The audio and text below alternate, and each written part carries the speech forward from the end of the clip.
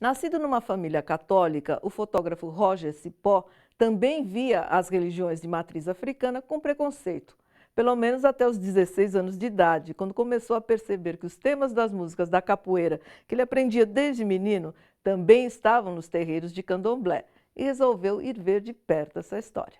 Eu costumo dizer que o candomblé ele é o meu retorno com a minha ancestralidade, né? Foi no candomblé que eu afirmo a minha identidade enquanto negro mesmo, negro brasileiro. Nascido e criado em Diadema, no ABC Paulista, Roger Cipó é um fotógrafo de 24 anos que vem registrando há 6 o universo do candomblé. A religião trazida para o Brasil pelos povos africanos escravizados foi por muito tempo proibida, inclusive por lei, e até hoje é alvo de preconceito. A minha insatisfação enquanto pessoa era não entender porque lá na capoeira eu falava de Iemanjá, eu cantava para Ogum, eu falava da Rainha do Mar, falava de Oxum, e quando qualquer pessoa me falava ou queria falar comigo sobre religião afro-brasileira, sobre candomblé, sobre umbanda, eu automaticamente me distanciava e não queria saber. Foi quando começou a frequentar os terreiros. Nessa época, Roger Cipó já registrava sua comunidade, mas viu outra oportunidade nos rituais que ele começava a vivenciar. E aí eu passo a me propor a fotografar e a documentar as comunidades de terreiro, a documentar a vida religiosa dentro dos terreiros de candomblé, porque elas precisam muito mais, né? A grande mídia não vai contar que no candomblé, alguém que chega com dificuldades na vida social, encontra refúgio, encontra acolhimento, encontra cuidado mesmo. E a gente não está acostumado com cuidado. O olhar sensível do Cipó capta o rico conjunto mitológico do candomblé. Lá estão os orixás, fiéis e a devoção emocionada deles. É o que se vê na sua mais recente série de fotografias, Afeto. E aí eu preciso mostrar que o candomblé ele faz isso. Ele te ensina a cuidar de você mesmo, porque há em você uma divindade. Há em você um Deus que habita o seu corpo e que ele vai cuidar de você e vai cuidar de quem chegar perto de você. E aí eu passo a mostrar essas relações que eu chamo de relações afetivas, que eu chamo de relações amorosas entre o sagrado, as forças sagradas e os fiéis. Então, afeto, ele parte disso. Ele é só uma amostra que vai compartilhar a relação de amor entre as divindades e seus filhos. A perseguição aos adeptos do candomblé sempre existiu no país. Durante o Estado Novo de Getúlio Vargas, teve sua prática proibida por lei e reprimida por policiais, o que persistiu por muitas décadas. E que a gente possa, de fato, colaborar com a desconstrução de tanto preconceito e dessa visão mesmo racista. Eu preciso falar que a visão ela é racista, que a estrutura ela é racista porque se não fosse o racismo, né, o candomblé ele era muito respeitado. Né? A gente fala de intolerância religiosa, mas o termo não seria isso, não. Porque não é tolerância que essa sociedade, né, que essa nossa sociedade precisa. É respeito, né? E é um respeito às diferenças, e é um combate ao racismo. Roger reforçou sua identidade afro-brasileira, se reconheceu e se fortaleceu como cidadão. Eu estou no caminho de reencontro com essa minha ancestralidade e voltei para esse meu berço. Então, a partir disso, sim, eu quero fazer. A partir disso, sim, eu quero poder contar as nossas histórias com as coisas que a gente sente, com as vivências que a gente tem, com as nossas emoções e com as nossas verdades, basicamente. De um lado, os negros reencontrando a sua ancestralidade. De outro, os que temem o presente violento. A juventude negra está sendo dizimada no país com números de assassinatos semelhantes aos de uma guerra civil. Os homicídios são hoje a maior tragédia enfrentada pelos jovens negros? Os homicídios são. Recentemente saiu uma pesquisa do cemitério de São Luís, cemitério São Luís aqui na zona sul de São Paulo. 150 mil corpos enterrados ali, 80% de jovens entre 15 e 25 anos e com certeza quase a totalidade de negros. Então, o Brasil tem que entender que nós vivemos uma guerra civil há muitos e muitos anos e as pessoas não percebem, acham que essas guerras estão lá fora, em países da Europa, e não conseguem ver a quantidade absurda de jovens negros assassinados cotidianamente. São mais ou menos 90 por dia. Isso é um absurdo. A gente precisa, sim, perceber essa forma, essa abordagem que a polícia tem com a população negra e com a juventude de forma geral e com a população negra de forma específica.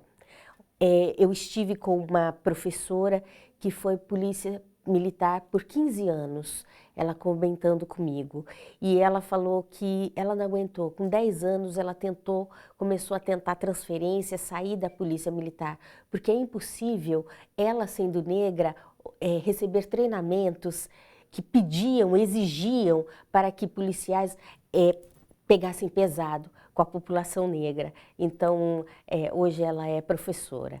Então, é algo que a gente precisa prestar atenção nisso, sim. Há uma forma de ver a juventude negra neste país, né? Há vários ditados, inclusive, aquele negro parado é suspeito, correndo é culpado. E muitas vezes se corre de susto, porque sabe a forma truculenta com que a polícia tem tratado a juventude negra neste país. Qual a importância das redes sociais no movimento negro? Sem dúvida, eu acho ótimo, porque antes, nós que éramos do movimento negro, éramos taxados como radicais e tudo que a gente dizia, as pessoas achavam que estávamos exagerando. Em tempos de redes sociais, nós não precisamos mais dizer, é muito mais estratégico, porque as pessoas dizem por elas mesmas, em público. Então, basta um jovem branco postar a foto dele com a namorada negra e ele vê os amigos, as manifestações negativas dos amigos e a forma com que tratam a sua namorada. Pudemos acompanhar também via Facebook toda a reação pública de adultos e adultas com relação aos médicos cubanos, a vinda dos médicos cubanos. Foi algo assim absurdo, mas não éramos nós dizendo, eram as próprias pessoas racistas dizendo aquelas palavras em público. Então, eu acredito que as redes sociais, elas facilitaram muito o nosso trabalho em termos de visibilidade. E também é uma forma muito rápida e muito barata para conseguirmos dar algumas respostas que tentamos por vários anos via jornais de grande porte e não conseguimos espaços para isso. E nas redes sociais, a gente consegue atingir um público bem maior e de uma forma extremamente estratégica e inteligente. O que a professora Quilsan de Oliveira prefere? O dia 13 de maio, data da abolição da escravatura, ou o 20 de novembro, o da morte de Zumbi e Dia da Consciência Negra? Para responder, ela relembra uma história que descobriu há não muito tempo, mas que não perde oportunidade de passar para frente. Olha, 20 de novembro, né? 20 de novembro sempre. Zumbi dos Palmares é uma história que está para ser descoberta pela população brasileira, né? É o nosso herói brasileiro. As pessoas não entendem isso, né? Mas é o nosso grande herói brasileiro que lutou de uma forma brilhante. Eu gosto muito de trazer, eu quero contribuir aqui de uma forma com uma brincadeira que acontecia na época da escravidão, nos terreiros, associado ao desejo dos negros chegarem aos quilombos, inclusive Palmares, que é a brincadeira chamada Guerreiros Nagô, que é a origem dos escravos de Jó.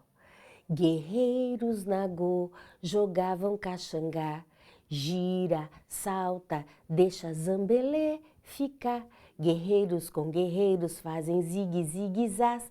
Uma brincadeira brincada na circularidade, no sentido anti-horário, na roda, porque é a volta ao passado e à infância, né? Então, guerreiros com guerreiros, nessa hora as pessoas viravam umas de frente para as outras, em duplas, em pares, e imaginavam que estavam brincando, jogando, ou uma capoeira, trabalhando a corporeidade. E os zigue-zigue-zás, nessa hora, o círculo acabava, porque virava uma muvuca o meio, porque eu que estava aqui corria para o lado de lá, a outra corria para cá, o outro para lá, e formava aquilo. Só que as pessoas não sabiam que essa muvuca era estratégia nagô de fuga, porque já tinham 5, 6, 10 corpos, 10 pessoas separadas, destacadas para quê? Para fugir no meio daquela muvuca toda. Só que o homem branco, os capatazes, feitores acabaram descobrindo, porque contavam antes e depois da brincadeira e descobriam que depois sempre faltavam corpos.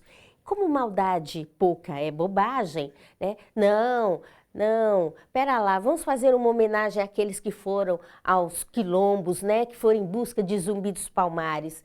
Então, mudaram a brincadeira para ser brincada no círculo, né, sentados, com sementes, para lembrar sempre o trabalho deles, que eles eram escravizados, e passando dessa forma com o bracinho, né, para ficar distante a ideia desses corpos guerreiros e altivos que brincavam dançando.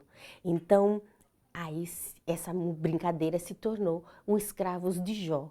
São curiosidades que ajudam a construir a identidade da população negra. Se você quiser rever nosso programa, consulte a nossa página na internet, tvt.org.br. Lá você também encontra dicas de sites que tratam do tema de hoje.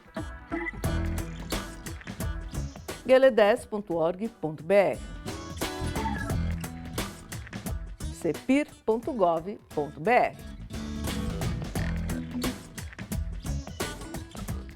José do Patrocínio, o abolicionista. João Cândido, mestre Sala dos Mares, comandante da revolta da Chibata.